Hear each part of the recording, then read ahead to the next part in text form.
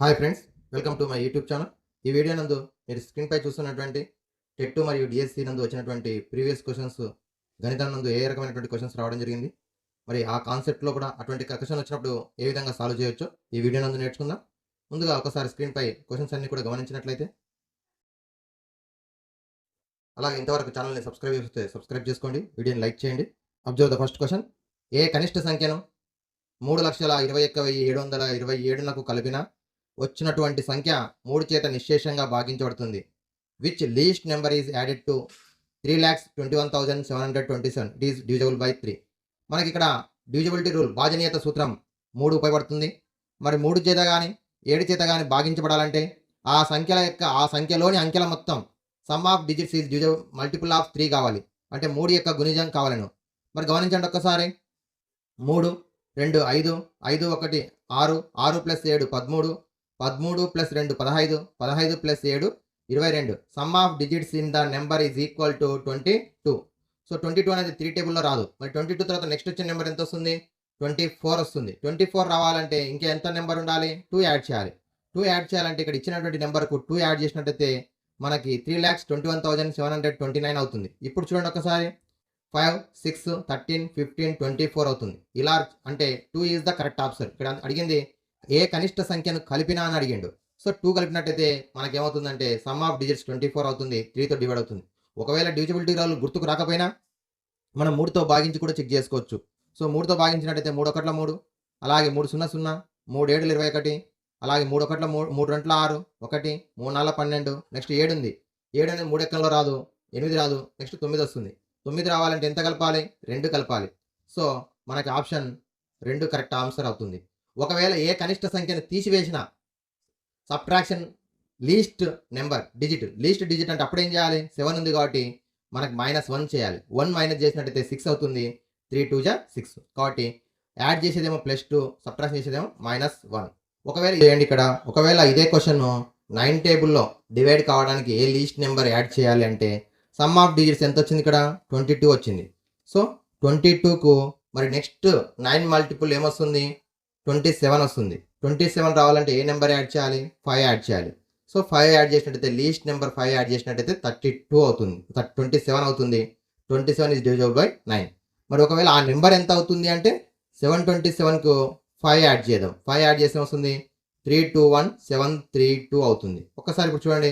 3 + 2 5, 5 + 1 6, 6 + 7 13, 13 + 3 16, 16 + 2 18. ఒకసారి బాగా అబ్జర్వ్ చేయండి. మనం 5 యాడ్ చేసి ఇక్కడ 27 అయింది. ఇక్కడ 27 అయిన తర్వాత ఇక్కడ 27 కావాల్సిన అవసరం లేదు. మారిపోయి ఏమైంది? 18 అయింది. 18 9 టేబుల్లో వస్తుంది కాబట్టి so which least number is added అంటే 5 ఈజ్ ద కరెక్ట్ ఆన్సర్. ఒకవేళ which least number is subtracted అంటే -4 అంటే ఇక్కడ 23 అవుతుంది. Okay, observe the second question. 9/-17 in the bracket 3/7 -4/5 విలువ ఎంత? సో మనం అబ్జర్వ్ చేసినట్టయితే బ్రాకెట్లో ఉంది. బాడ్మాస్ రూల్ ప్రకారం ఈ రెండింటి యొక్క డిఫరెన్స్ ఫైండ్ అవుట్ చేస్తాం. మరి బటర్ఫ్లై మెథడ్ అన్లైక్ ఫ్రాక్షన్స్ కాబట్టి విజాతి భిన్నాలు కాబట్టి అడ్డ గుణకార పద్ధతిలో వీటిని తీసివేయడం జరుగుతుంది. సో 9/-17 అంటే -9/17 ఇంటూ 5 3 15, 7 4 28. సో 15 - 28/7 5 35. So -9 into 15 - 28. 15లోకి వెళ్ళి 28 మైనస్ చేస్తే -13. కింద డినామినేటర్లో 35, ఇక్కడనేమో 17. సో ఈ రెండు కూడా అబ్జర్వ్ చేసినట్టయితే మైనస్ ఇంటూ మైనస్ ప్లస్ అవుతుంది. 13 9 117, ఎందుకంటే ఇది క్యాన్సల్ కావట్లేదు. నెక్స్ట్ ఇది 17తో గుణిస్తే 17 5 85, 17 3 51, 59. సో 117/595 ఆన్సర్ కరెక్ట్ అవుతుంది. 9,99,999 అనే సంఖ్యను 99 చేత భాగించగా వచ్చు భాగఫలం ఎంత? So divided by 99 the find the quotient. So quotient ఎంత అని అడుగుతున్నాడు. సో 9,99,999. సో 99తో డివైడ్ చేసినట్టయితే ఫస్ట్ నెంబర్లో కూడా ఒక్కసారి డివిజన్ చేసేటప్పుడు 1 డిజిట్తో మాత్రమే డివైడ్ చేస్తాం. సో ఇప్పుడు మనకి ఫస్ట్ డిజిట్ 99 టేబుల్లో 9 ఎప్పుడు వస్తుందంటే జీరోస్ వస్తుంది. నెక్స్ట్ ఈ రెండు క్యాన్సిల్ అయితే 1 అవుతుంది. నెక్స్ట్ ఇది మళ్ళీ 0 టేబుల్లో, నెక్స్ట్ ఈ రెండు డిజిట్స్ కలిస్తే 1 టేబుల్లో, నెక్స్ట్ ఇది ఇప్పుడు 0 మళ్ళీ 1. సో 1001 ఆన్సర్ అవుతుంది. కానీ తొందరలో మనం ఏం చేస్తుంటామంటే ఇలా చేయడానికి వచ్చే అవకాశం ఉంటుంది. 99 వచ్చి 99, 99 వచ్చి 99, 99 వచ్చి 99. కానీ డివిజన్ చేసేటప్పుడు ఫస్ట్ సారి మాత్రమే 2 డిజిట్స్ తీసుకుంటాం. తర్వాత ఓన్లీ 1 డిజిట్‌ని డివైడ్ చేస్తాం కాబట్టి ఇక్కడ 2 డిజిట్స్ ఉన్నప్పుడు ఇక్కడ 0, 0 వస్తుంది. Okay. Next question. Observe the fourth question. 6 అంకెల మిక్కిలి పెద్ద సంఖ్యకు 5 అంకెల మిక్కిలి చిన్న సంఖ్య గల భేదం. Difference between 6 digit largest number and 5 digit smallest number. 6 digit largest number 9,99,999. 5 digit smallest number మనకి 10,000. So write the 10,000. Difference means subtract big number minus small number. So 9, 9, 9, 9, 8, 9. 9,89,999 is the correct answer. 124 minus in the bracket 48 divided by 6 plus 4 into 3 minus of minus 6. Minus of minus 6. ఇందులో మనం గమనించినట్టయితే మనకి bad mass rule ప్రకారం చేస్తాం. మరి ఇక్కడ 3 brackets ఉన్నాయి. ఇక్కడ స్మాల్ బ్రాకెట్ ఉంది, ఇక్కడ ఫ్లవర్ బ్రాకెట్ ఉంది, కర్లీ బ్రాకెట్ అంటాం, ఇక్కడ స్క్వేర్ బ్రాకెట్ ఉంది. ఫస్ట్ స్మాల్ బ్రాకెట్ ఓపెన్ చేసినట్టయితే మైనస్ ఇంటూ మైనస్ ప్లస్ అవుతుంది. అలాగే కార్లీ బ్రాకెట్ లోపల చూసినట్టయితే 48 డివైడెడ్ బై 6 ఉంది. 48ని 6తో డివైడ్ చేస్తాం. బాడ్ మాస్ రూల్ ప్రకారం ఫస్ట్ బ్రాకెట్లో డివిజన్, మల్టిప్లికేషన్, అడిషన్, సబ్ట్రాక్షన్ కాబట్టి డివిజన్ అంటే 6, 48. సో 6 టేబుల్ 48 ఎప్పుడు వస్తుంది? 8 వస్తుంది. ప్లస్ నెక్స్ట్ ఇది మల్టిప్లికేషన్ 4 3 జా 12. Next minus into minus plus 6 bracket close. ఇక్కడేమో ఈ రెండు డివిజన్ చేస్తే 8 మల్టిప్లై కాబట్టి plus 12 plus 6 124 minus in the bracket 8 plus 12 20, 20 plus 6 26. 124 minus 26. 124లోకి 26 minus చేస్తే 98. Okay. Next question. Observe the 6th question. 5/7 and 3/5 and 9/14 and 8/15 భిన్నాల్లో అతిపెద్ద భిన్నం. మరి ఇందులో అతిపెద్ద భిన్నం అంటే మనం లవాని హారంతో భాగించినప్పుడు వచ్చినటువంటి విలువను ఆధారంగా చెప్పవచ్చు. లేదు అంటే భిన్నాలను అన్నీ కూడా సజాతి భిన్నాలుగా మార్చుకుని చెప్పవచ్చు. మరి సజాతి భిన్నాలుగా మార్చుకోవాలంటే హారాలు 7, 5, 15 అలాగే ఇది 9/14, 14, 15 వేరువేరుగా ఉన్నాయి.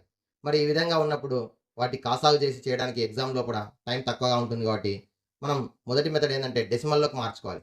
ఇక్కడ డెసిమల్లోకి అంటే కూడా పాయింట్ తర్వాత only 1 digit first find out చేయాలి. సో ఫైండ్ అవుట్ చేసినట్టయితే 7 టేబుల్లో మనకి ఖచ్చితంగా ప్రాపర్ ఫ్రాక్షన్ క్రమభిన్నం ఉన్నట్టయితే పూర్ణాంక భాగంలో 0 వస్తుంది.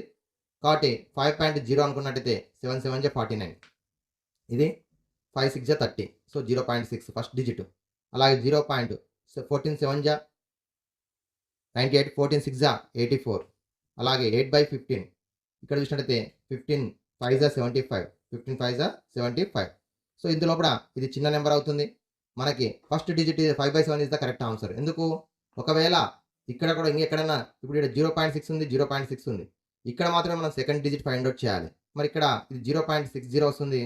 14 6 జా 84, 6 మిగులుతుంది. మళ్ళీ 14 4 జా 56, 0.64 వస్తుంది. ఇది ఫస్ట్ ప్లేస్ అవుతుంది బిగ్ నెంబర్, ఇది సెకండ్ ప్లేసు, ఇది థర్డ్ ప్లేసు, ఇది ఫోర్త్ ప్లేస్. ఓకే. ఈ విధంగా మనము అసెండింగ్ ఆర్డర్, డిసెండింగ్ ఆర్డర్ రాయొచ్చు.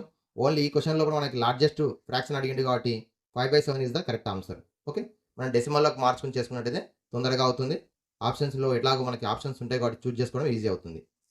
ఒక సంఖ్య x = 3^7 ఇంటూ 7^9గా రాయబడింది. ఆయన xకి గల కారణాంకాల సంఖ్య.